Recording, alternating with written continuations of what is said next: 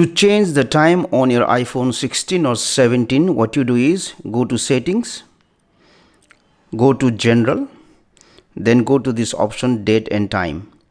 Now there are few options here. If you want to set the date automatically according to the cellular network provider, you have to set this option set automatically. But in case if you want to set the time manually, then disable this option set automatically. From the time zone, you have to type the name of the city where you live and select it.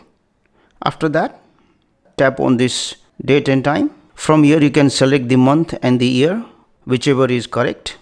After that, tap on this time here and then you can set the time. After that, you can just tap outside and then the time is set.